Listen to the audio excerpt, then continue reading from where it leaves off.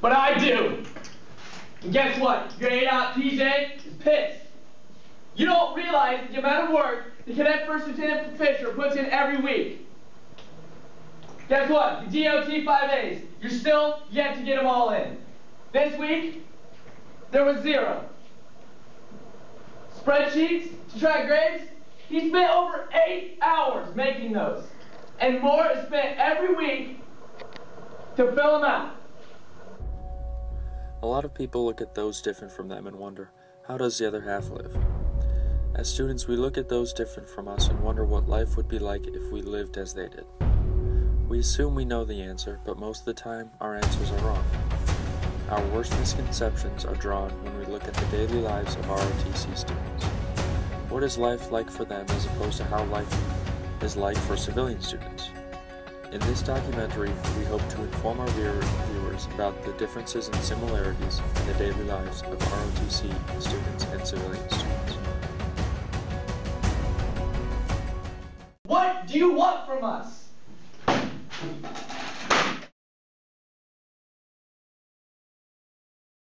I am Captain Nathan Bibler, currently the Officer Selection Officer for the students here at West Lafayette.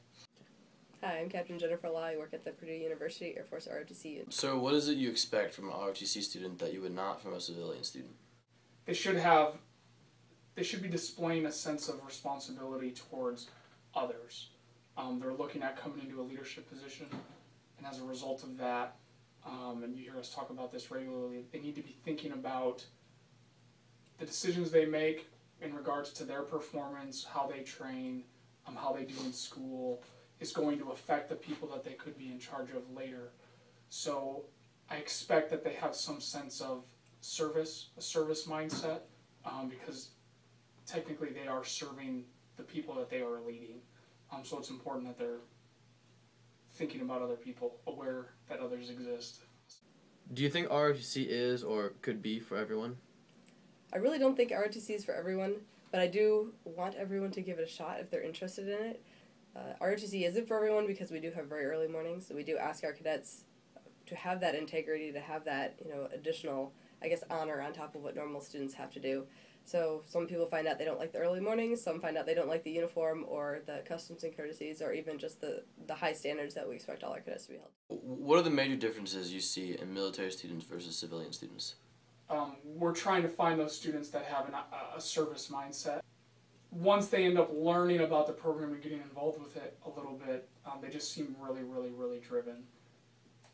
Getting up early to work out, coming in on the weekends to do training evolutions with us. And because we're working with that, I'm sure we see it more than I do in the random student that's just walking around campus. But our students are really driven, and I think that they understand that there's other things aside from themselves that demand attention.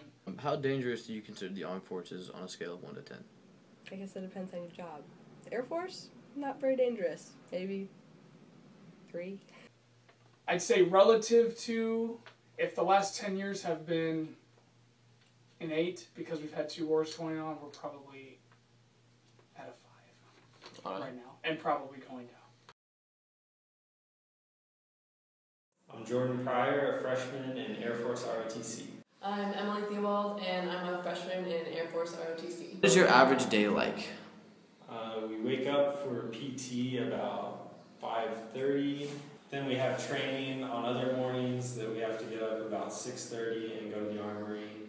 And that consists of drilling, quizzes, learning your knowledge, and getting yelled at.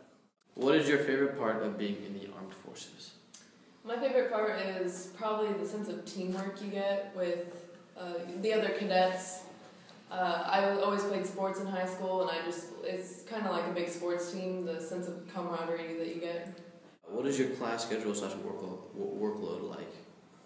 It's pretty normal, just with the added mornings for PT and training, but other than that, the class load's the same.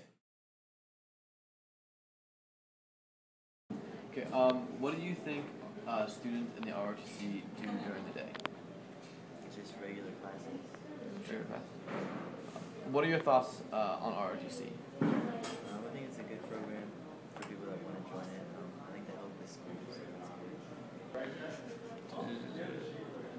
What are your thoughts when it comes to job security?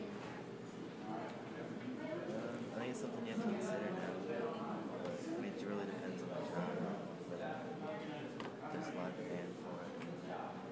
How do you think the life of an ROTC student differs from your own? I think it's a lot more disciplined.